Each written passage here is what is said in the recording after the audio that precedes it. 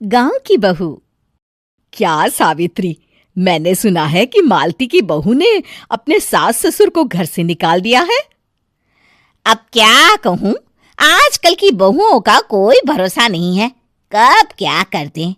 मालती की बहू को देखकर कौन कह सकता था कि वो ऐसी निकलेगी। तू सही कहती है। आजकल की बहुओं को देख मुझे तो बड़ा डर लगता है। कहीं मेरी बहू भी ऐसी निकल गई तो। नहीं, मैं तो गांव की सीधी सादी लड़की से अपने बेटे की शादी करवाऊंगी। इस तरह एक दिन गायत्री अपने बेटे की शादी गांव में रहने वाली मीना नाम की लड़की से करवा देती है। ये लीजिए माँ जी, आपके लिए गर्मा गर्म नाश्ता और चाय। अरे वाह बहू, सच कह रही हूं, जब से तू इस घर में आई है मुझे तो बड़ा आराम है। तेरे जैसी बहू तो किस्मत वालों को मिलती है। का माँ जी, अब इतनी भी तारीफ मत करिए ना। धीरे धीरे मीना गायत्री की चहेती बन जाती है और मीना भी गायत्री को कभी शिकायत का मौका नहीं देती थी। फिर एक दिन, ये ले बहू, आज मैं बाजार से तेरे लिए साड़ी लाई हूं। साड़ी देखते ही मीना का मुंह लटक जाता है। का माँ जी, ये भी कोई साड़ी है? ना, मुझे तो बिल्कुल पसंद नहीं आई। अरे लाना ही था तो कोई अच्छी महंगी वाली साड़ी ले आती मेरे लिए। आप तो ये सस्ती साड़ी उठा लाई। मुझे नहीं ना चाहिए आपकी ये साड़ी, आप ही पहनिए इसे। अरे ये क्या बहू, तू तो आजकल कुछ ज्यादा ही नखरे दिखा रही है। मैं इतने प्यार से तेरे लिए साड़ी लेकर आई हूं और तू है कि उल्टा मुझे ही दो बातें सुना रही है।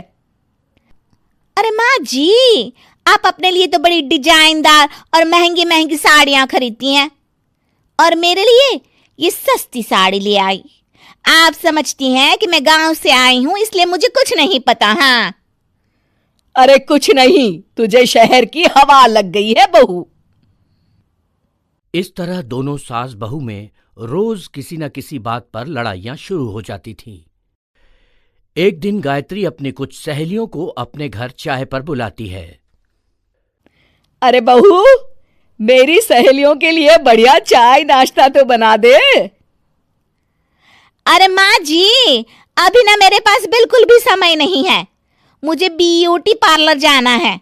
चाय नाश्ता आप ही बना लीजिए। हाँ, तू कब से ब्यूटी पार्लर जाने लगी है? शहर आए 2 दिन नहीं हुए और देखो महारानी के नखरे शुरू हो गए। बस भी करिए माँ जी, आपसे बहस करने के लिए मेरे पास ना बिल्कुल टाइम नहीं है। आपका क्या है, आप समझती हैं कि मैं गांव से आई हूं तो मुझे कुछ नहीं आता और आप जो रोज रोज मुझसे मेहमान नवाजी करवाती रहती हैं नौकरानी की तरह। मीना के कमरे में जाते ही, अरे ये क्या गायत्री, तू तो अपनी बहू की बड़ी तारीफ कर रही थी, लेकिन ये तो तुझे कुछ समझती ही नहीं। भाई मुझे तो लग रहा था कि तेरी बहू गांव की है तो सीधी सादी होगी, लेकिन इसने तो शहरी बहुओं को भी मात कर दिया। हाँ। अपनी सहेलियों के सामने अपनी बेइज्जती होते देख गायत्री आग बबूला हो जाती है। अरे क्या शहर और क्या गांव, मेरी तो किस्मत ही फूटी थी जो मैं इसे बहू बना के ले आई। भगवान जाने आगे और क्या क्या करेगी। अब तो मुझे कुछ ठीक नहीं लगता। तू जरा संभल के रहना, कहीं मालती की तरह तेरा भी हाल बेहाल ना हो जाए।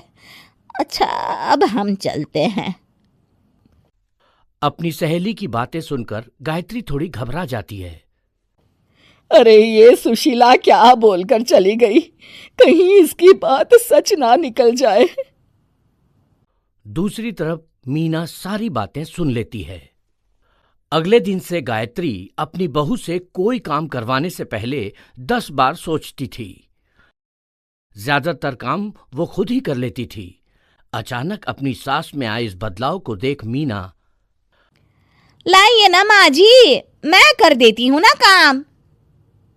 एक बात पूछूं माँ जी, आजकल ना आप बड़ी चुप चुप सी रहती हैं और अब मुझसे झगड़ना तो दूर, मुझसे खुल के बात तक नहीं करती आप। कुछ नहीं बहू, ऐसे ही।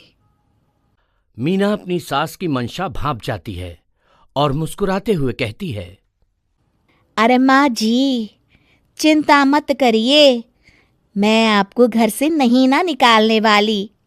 ये डर आप अपने मन से निकाल दीजिए। अरे छोटे मोटे झगड़े तो हर घर में होते रहते हैं, चाहे कुछ भी हो जाए, आप मेरी सासू माँ हो। मैं तो जिंदगी भर आपकी सेवा करूंगी माँ जी। अपनी बहू की बातें सुन गायत्री को एक प्रकार का संतोष होता है और उसकी सारी चिंताएं दूर हो जाती है। गायत्री अपनी बहू को गले लगा लेती है। मुझे माफ कर दे बहू, मैं तुझे गलत समझ बैठी थी। कोई बात नहीं माँ जी, ये ना घर घर की कहानी है। हाँ।